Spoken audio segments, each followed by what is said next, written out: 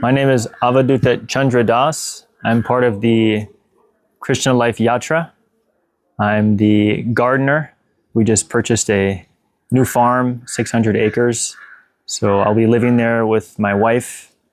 I'm the first of the brahmacharis to get married, and I plan on devoting my life to serving the farm project there, which is part of Srila Prabhupada's mission. And I'll speak a little bit about how I joined Krishna consciousness. I am from Milwaukee. I'm from America. I grew up in the United States. And there's a book that Jayapataka Maharaj wrote called Milwaukee to Mayapur. So yeah, I was born there in Milwaukee. It's a normal place in America. I had an average upbringing. I was baptized when I was a little boy, and my grandmother, she always jokes with us. She says, you know, I was born in the same church and I was married in the same church, and she said, I'll die in the same church. So my family, they're just average Americans, and I had somewhat of a normal upbringing, but in America, life is not so exciting, and although a lot of people want to go to America, I felt like deep down inside there was always something more that I wanted. And so I went through school as a youth, as a boy, and made different friends. And I had, you know, a normal life as a young kid in America. But I went through grade school, elementary school, and then I went through high school. And when I was 18, I graduated high school, and my older brother took me to a big festival, and there were thousands of people there, and I was kind of at a point in my life where I was, you know, I just graduated high school, like my entire life was ahead of me. So I was searching, and even when I was in high school, I wasn't so much like the other kids. I was really into the Beatles, actually, which kind of led me into Krishna consciousness somehow. But I was like collecting vinyls and listening to music and like old records. And I played music here and there, but I wasn't a musician or anything like that. But yeah, we went to this big music festival. And I was 18 years old, and there was thousands of people there celebrating art, music. It was like a big, you know, spiritual gathering. And I went there that summer, and we were there. It's a camping festival, so you live in a tent, and there's people just everywhere, and everyone's partying and having a good time. And sure enough, the second day that we were there, the devotees,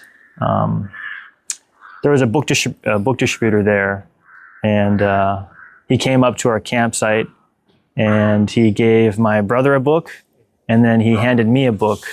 And I had no idea who he was, but I remember him being like a very confident person.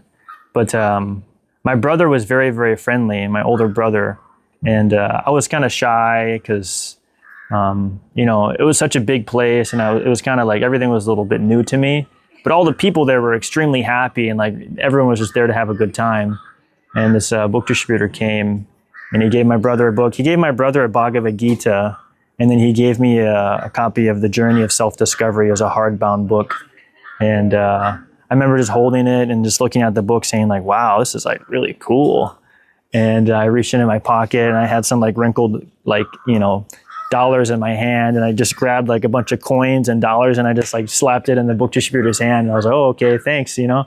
And I don't think I really asked him any questions, because I thought he was like a social worker or somebody like who was like, you know, collecting for the environment or something like that. I was like really clueless what had just happened.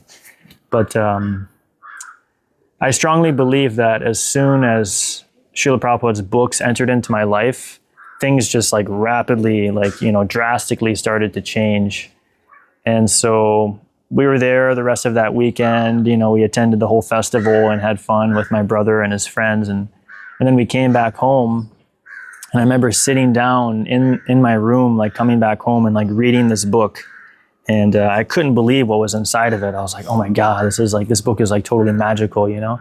And I remember telling my auntie, she's like very, very close to me, and she was just like, asking how the festival went. And I was like, oh, I got this really cool book. I'm like reading this book now and this and that. And she's like, okay, all right. And so I was 18, and I decided to give myself a little bit of time before I like jumped into university and jumped into going to college and stuff like that. But I knew I wanted to do something different with my life because I was seeing the people around me, and I definitely didn't want to fall into like the 9-to-5 thing where you're just working and you live and you got a house, and it's just like I didn't want to fall into the rat race or like the daily grind. But anyways, somehow or another, I ended up going to a culinary school. So I went to college, and I went to cooking school. When I got in Srila Prabhupada's books, shortly after, like I started to practice yoga, I became vegetarian, which was a lot different from what the people around me were practicing. Most people were going to college, drinking, partying, stuff like that. But I was trying to like pursue like a path of mode of goodness, which is like kind of going upstream. It's difficult when people around you are more interested in enjoyment rather than, trying to take life more seriously. But anyways, I figured, okay, I should probably like do something. And so I just decided like, let me just go to cooking school because I really fell in love with Indian cuisine. And there was different like vegetarian restaurants I used to go to at home. In America, most people eat meat. Every family, they have, my family, they eat meat and potatoes. That was like the thing you had for dinner. It's just like really, really bad. So I was vegetarian, and then I became vegan. So when I went to culinary school, I was actually enrolled into the campus, but I was making it very clear that I was vegan. And I was like the only student in my class who didn't eat meat. And I had one big, he was a chef in the college. He was like the boss there. And he was huge. He was super overweight. He was like a big, fat Italian guy. And he would actually appreciate what I was doing.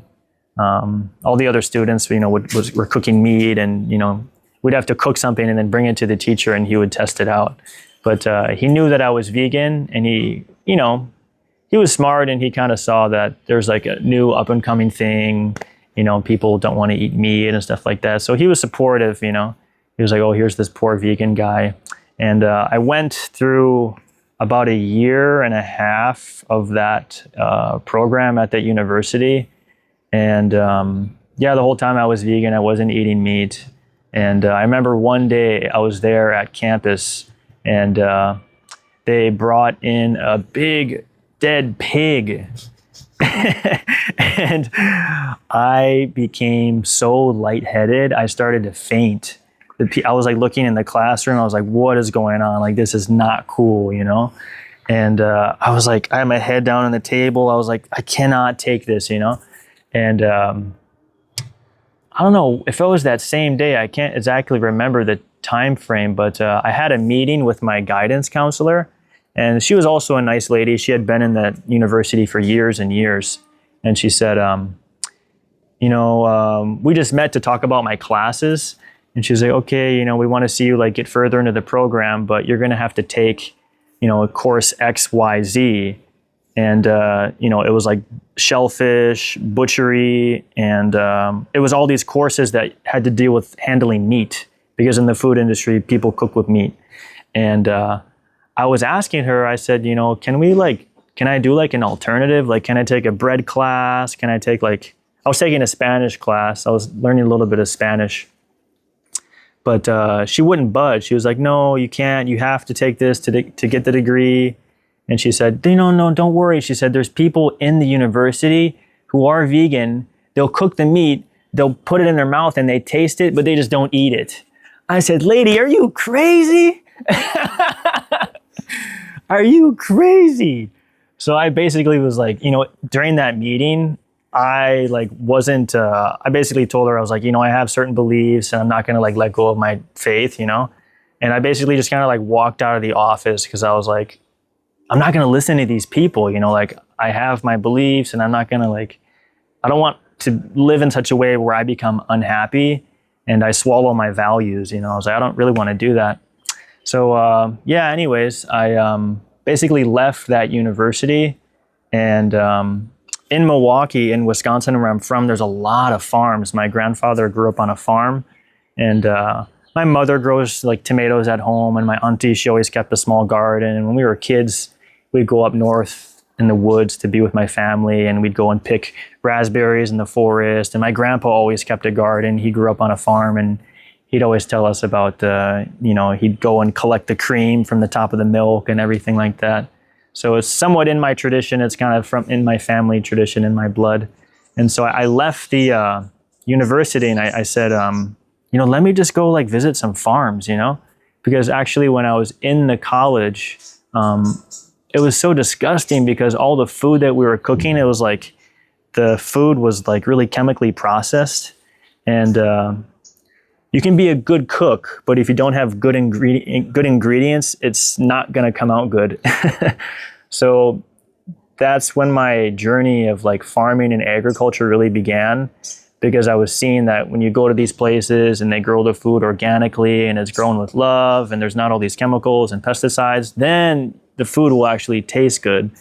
So I started traveling around my state in Wisconsin, working on different family farms, and going to farmers markets and helping them, harvest their produce and then bring it to the market and sell it at the market.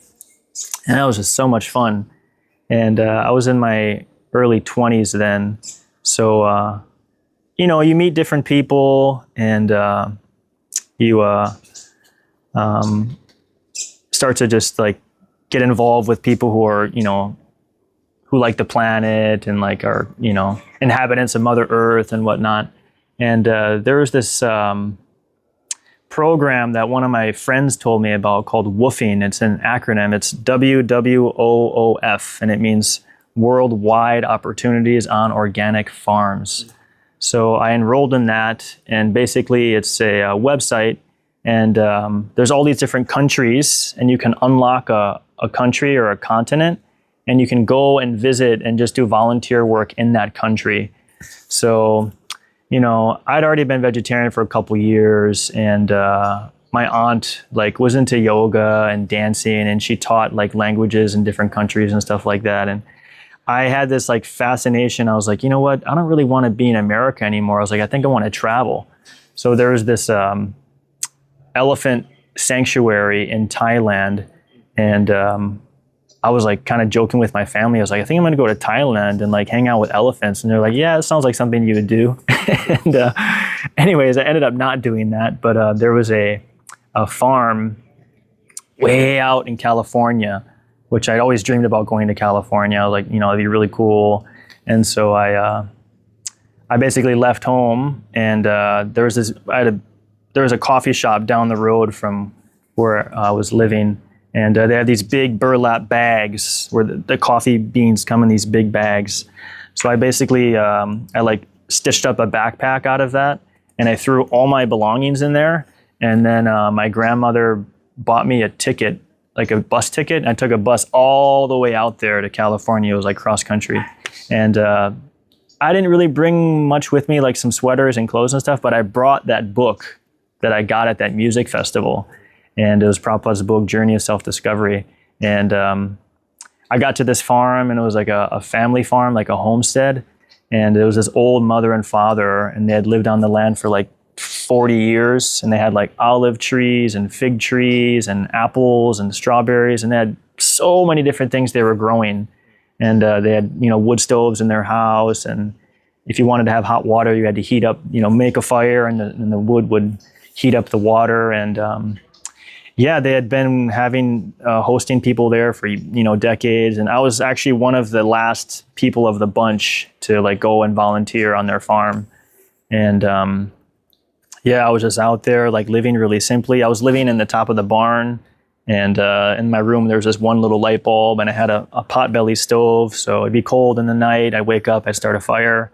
I was cooking everything on fire and like that. And But in the nighttime, I was reading this book. I'd work all day on the farm, in the garden, be with the family, and then I'd come home. In the evening, I'd sit and I'd read The Journey of Self-Discovery. And I was just like totally fascinated with the pictures. And I remember at the music festival, actually, when I saw that photograph on the back of the Bhagavad Gita that my brother had gotten, there's this black and white photo of Prabhupada. And I was like really into like mystics and saintly people. And I remember when I saw that photograph of Prabhupada, I said, wow, this person knows something that I do not know. Because I was like reading about Gandhi and like different, like spiritual people. I had friends in school who were like Muslim, and I was into I was like looking into all these different religions. I was like pretty open-minded, but Christianity was definitely not for me. The people would just go to church, and it wasn't my piece of cake. But I was reading Prabhupada's book in the evening, and I remember like seeing the Hare Krishna Maha Mantra, and it was just like a really, really special time of my life. And the mother there, who was in charge of the farm, she had like a bunch of old CDs, and she let me play through them. And sure enough, they had a CD album of George Harrison, My Sweet Lord. So I remember putting that in the CD player one morning or one afternoon. I remember hearing, Hare Krishna, I really want to see you. I really want to be with you. So I was like, wow. And then I hear the Maha Mantra. I was like, wow, this is amazing. And I basically stayed there for some time, and I had a gig back home in Wisconsin because I was a cook. So there was a summer camp that I was working at, and they had me there for a whole summer, and I was cooking for all the kids there. So it was about like 80 people. And it was different batches of kids. It was young boys and it was young girls. So they had me there for the summer. And there was camp counselors there, and there was, teachers and stuff like that. But I was there just as the cook.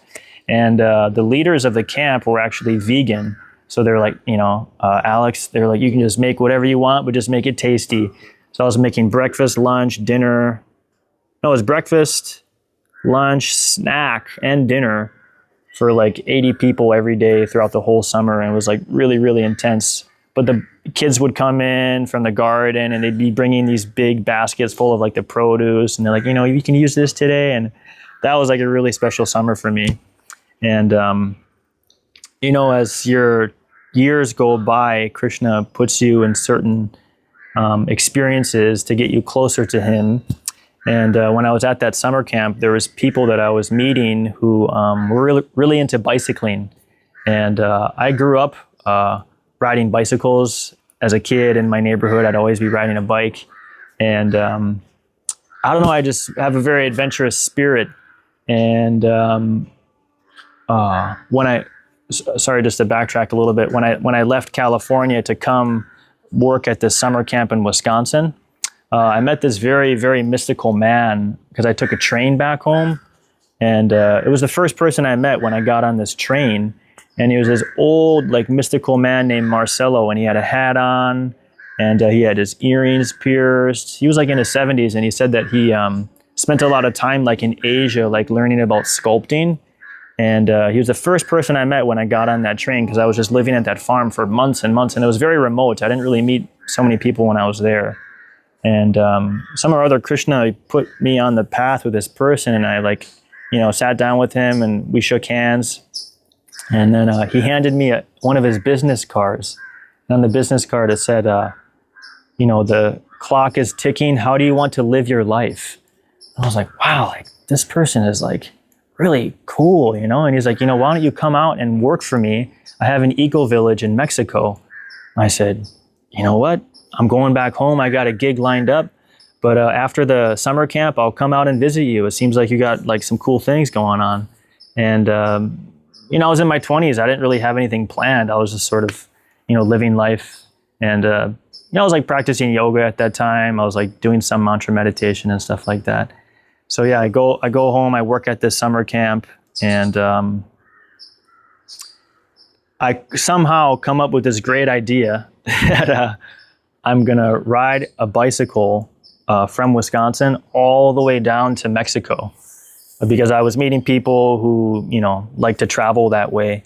And I said, instead of just buying a bus ticket or just buying an airplane ticket, I said, I'm just going to, ride my bike all the way down to meet this gentleman.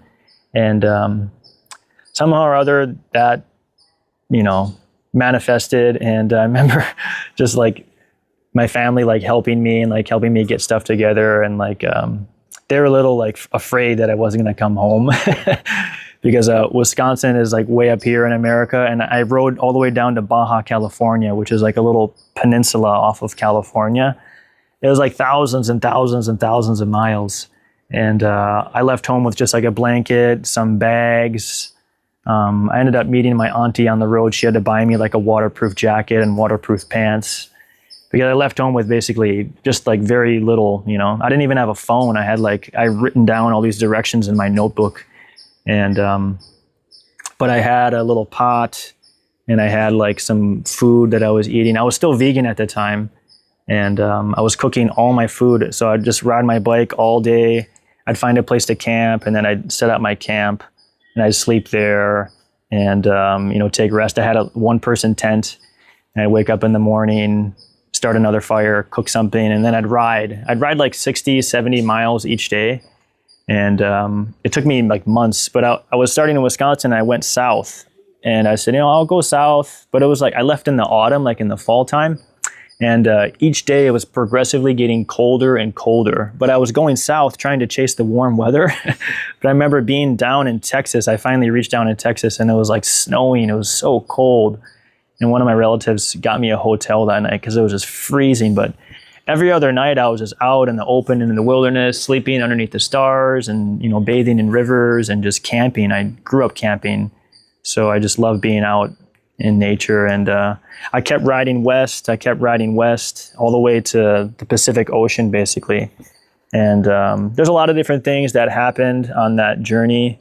But I met one guy there on the road and he was riding across country with his dog. He was starting from New York, going all the way to California. And so him and I met and then we rode together and reached California. And then I met this gentleman who I met on the train, and then I worked in his eco-village for months. And then it was just really nice. I was like hanging out with the Spanish people and they were teaching me about agriculture and stuff like that. And then I basically, decided to come back home. So I left the eco-village and then I started to make my way back home. I started bicycling back home, which was another really long journey because I had to go up through California, through the sequoias, which are some of the biggest trees in the world. And then I rode through Nevada. And then I went up Colorado, like up the Rocky Mountains, all the way up the Rocky Mountains where I could see snow on top of the mountains. Then I rode down the Rocky Mountains.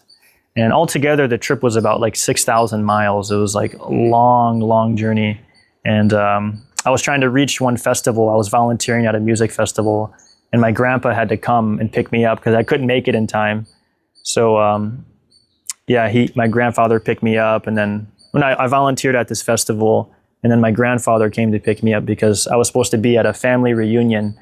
Every year, my family gets together and they go camping and, they just have food and they sit by the lake and they just, everyone comes together once a year.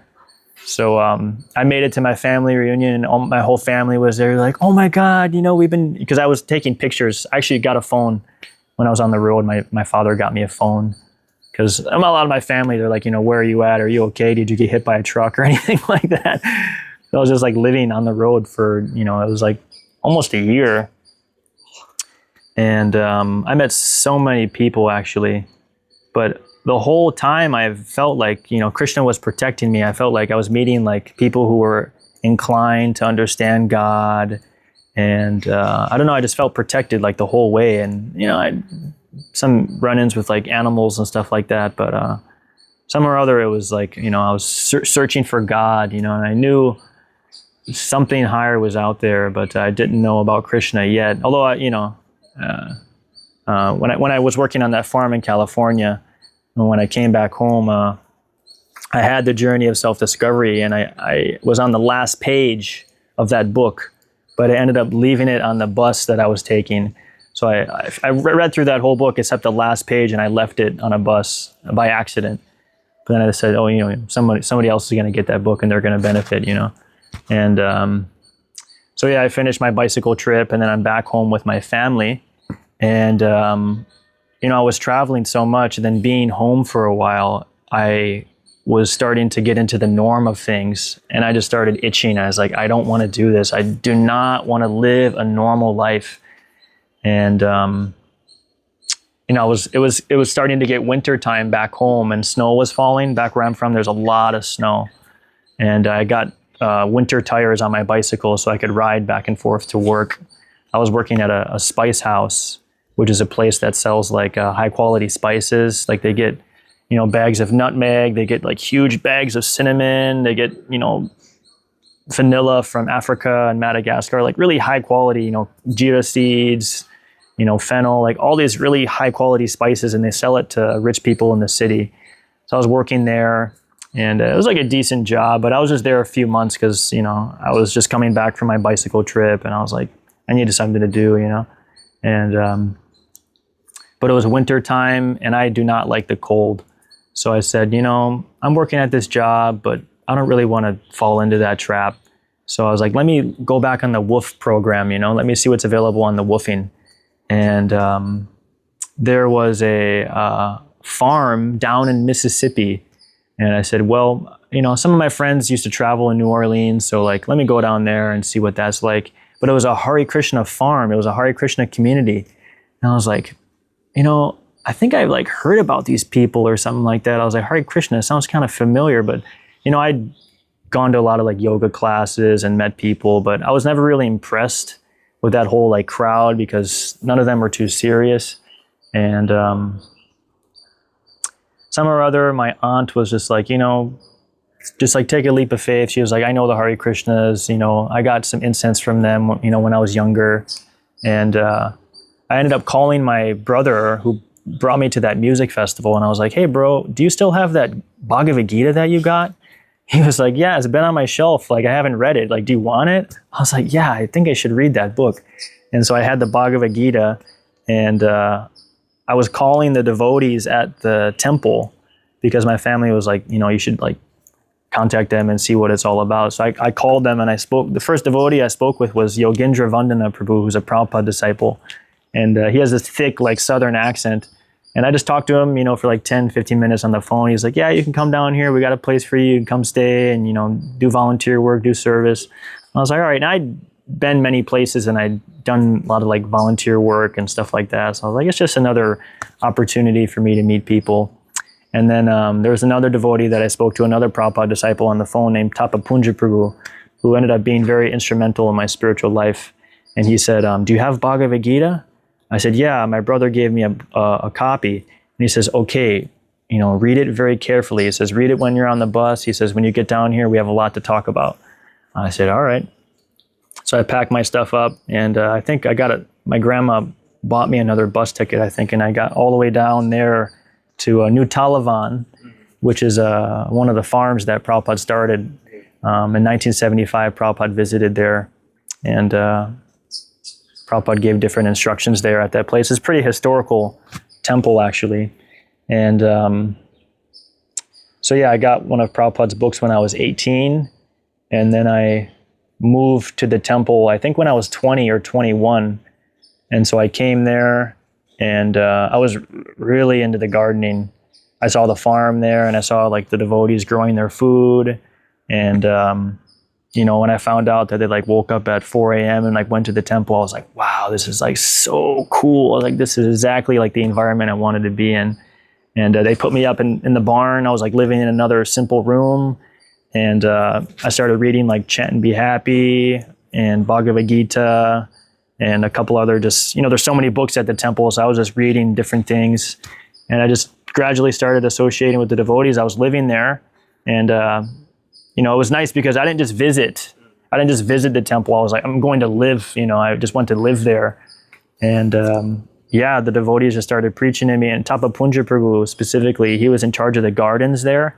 And he was at New Vrindavan when Prabhupada came in the early days. And Tapapunja Prabhu has basically spent his entire life engaged in farming and agriculture and like working with oxen and stuff like that. So he had gardens there at New Talavan, and I'd help him harvest vegetables, and he'd bring vegetables to different farmers markets and preach to people. And he had groups and groups and groups of people coming to New Talavan, and he'd give all these tours. And I would help cook for some of the tours, and he just started preaching to me like anything. And we'd be out in the garden together, and he'd be teaching me like Bhagavad Gita verses. And, he started teaching me, you should learn shlokas. And he'd give me like a shloka every day. And then I'd come to him, and after Mangalarti, I'd walk up to him and he'd say, okay, let's hear the verse. And I'd repeat the Sanskrit. He was like, okay, now you learn this one. And he was just going through with me like the essential verses of the Bhagavad Gita. And I was like there, but I didn't really think that, I was going to like surrender my life to this process. And I was just kind of hanging out with all the volunteer workers there. And I remember having lunch with them one day, and they were like, yeah, Alex, you're going to become one of them. And I was like, no way, these people are kind of crazy, I remember seeing one of the devotees walk by, and he had like a shaved head, and he was like, had a shika. I was like, these people are kind of strange. I don't know if I'm going to like be one of them. But anyways, they planted that idea in my mind. And, I somehow or other, I just ended up staying there, and I went back home to see my family for the summer. The devotees at New Talavan, they're like, our community is here, but there's another community in America called Alachua, which is like the biggest Hare Krishna community in America. And so they sent me there for a couple months. Just because I was young, I was like a new person. They're like, yeah, why don't you go check out this place? And so I went to Alachua for a couple months, and they had me in the garden again. So I was just like in the garden, and I started planting seeds and growing a bunch of food, and I was bringing produce into the kitchen, and the devotees were like, wow, like, this is really surprising, because, most people who work on the farm are like kind of spaced out, or they're just kind of like, druggies or something like that. But I actually knew what I was doing because I had a lot of training. So I just started, bringing a bunch of produce into the kitchen, and the devotees were like, wow, like, it's surprising. And anyways, I started, doing like going to the Bhagavatam classes there, and started, getting serious about chanting and stuff like that. And so I was there for a few months just doing more volunteer work and just like getting exposed to the culture of Krishna consciousness. And then I went back home to see my family, and they were just like, happy to see me and everything. And I had long hair at the time. So I ended up basically shaving my head, and like donated my hair to like kids who had cancer or something like that. And then I basically packed my stuff up, and I said, okay, I'm going to live at New Talavan. I'm like not going to come home. I'm just going to like become a monk basically. And they're like, all right, you've kind of been on this path for a while now. So, pat you on the back. And my family's super, super supportive. They've never been like, why are you a Hare Krishna? Or, like they just see that I'm happy, I'm sober, I'm healthy, I'm eating good. And they're just like, they want to just see that their little boy is happy, So I basically went down to New Talavan, and I saw Tapa Punja Prabhu. I had my head shaved. He was like, wow, he's like, who is this pilgrim? And I was like, Prabhu, I'm just, here to just live. And, actually, one other story that I'll tell. When I went back home to see my folks, I had this dream because, I did my whole bicycling trip, and I came up with another big adventure that I was going to do, actually. And I was always fascinated with water. Like I grew up around the Great Lakes, and there's just like 5 massive bodies of water. So I grew up near Lake Michigan, which is this huge, great lake. And my family, we have a house by the river. And so I somehow, I was hanging out with different people who were into outdoors and stuff like that. So I said, I visited these couple temples, but I'm going back home. But my plan is that I'm going to get a canoe or a kayak, and I'm going to ride a canoe all the way down to Mississippi. So from Wisconsin to Mississippi, it's far, but there's this giant river in America called the Mississippi River. And I was just like, okay, like, life's all about adventure. I was young, I was kind of passionate. Didn't really know that the human form of life is really valuable and shouldn't be wasted. But I said, I actually bought a canoe, and I rode it downstream. I pulled it up by my aunt's house, and I was just like set on doing that, you know. I said, okay, I'm gonna ride in a canoe all the way down the Mississippi River, which probably would have taken months. And I had it all charted out. I was planning for it, and there was a devotee that I met at New Talavan, and he was giving me a muhurta. He says, okay, if you leave, I was telling him about my travel. He said, it's an auspicious day. You should start your journey on this day. And I was like, all right, you know, let me just see if I can do this. But the same day that this devotee was telling me about the auspicious muhurta, he told me in the same email, he said, well, you're doing this river trip, but there's an opportunity for you to sail to India on a boat. And I said, sailing to India on a boat? I said, that sounds awesome. So I pushed away from my computer screen, and I was like on a rolling chair. And I just read that email, and I was like, you know, Krishna, like, you know, what are you doing to my life? You know, I was just like, I didn't know what was going on. You know, I was like, I'm going to ride down this river and like kayak for months. And then all of a sudden there's this opportunity for me to like sail across the ocean and like, you know, go to India. And I was like, well, riding a river by myself versus like going on a boat with a bunch of devotees and like sailing to India. I was like, you know, I think I should sail across the ocean. And the day that I got that email was the vow that I committed to myself that, okay, from this day forward, I'm going to chant 16 rounds. So like, I really need to get serious about this, you know? And anyway, so then the next chapter began, and then I was just like, okay, now I'm going to like sail across the ocean. And I'd been on boats here and there. Like my grandfather used to take us out on the lake, and we grew up fishing and stuff like that. But, you know, it was just a little like frightening for me because like a lot of people could die on the water, and I don't really have experience sailing, but my aunt did. So she brought me out on the water a few times, and she was taking me out sailing with her friends. And they were just like, yeah, Alex, you know, this seems like what you do now. So just, you know, give it your all. And so I like packed my bags, and then I went down to Mississippi because the devotee who was doing this program, he had built this boat by hand, and he had like deities on the boat. And I was like, okay, but I was still a beginner. It was like my first year in Krishna consciousness. And the devotees who were living there at the temple, they were discouraging me like anything. They're like, you should not do this. You're not even initiated. You could die. If you die before initiation, it's not good. So I was like, yeah. And you know, when you want to do something, but people are telling you like, don't do it. In the back of my mind, I was like, yeah, you know, but like, I'm a young guy, and like, I've never been to India. I've always dreamed about India. Actually, when I was young, like when I was a teenager, I used to like, when I used to see things from India, I would just collect them. If I see like made in India, I'd be like, wow, I was just like obsessed with India. So for years and years and years, I dreamed about going to India. I was like, this would be the most like romantic way for me to visit India. But it was kind of like a bad idea. And the devotees were like, you know, you shouldn't do this. You shouldn't do this. And then I kind of like made the decision that like, you know, this probably isn't a good idea. Because the devotee who was running the show, he wasn't like the most responsible person. I'll just say that. But he was a senior. He was like an older devotee. But anyways, Tapa Punja Prabhu, my well-wisher, he's like, you should just stay here on the farm and read Srimad Bhagavatam. I was like, all right, Prabhu. And I ended up not going on that trip. And I ended up just staying on the farm, doing a lot of service on the farm, and, you know, spent time in the garden, spent time with the cows. But, you know, I was still a young man. I was like 21. So anyways, I'll try to summarize, you know, my journey in Krishna consciousness. But after the farm, I ended up, you know, joining the brahmachari ashram.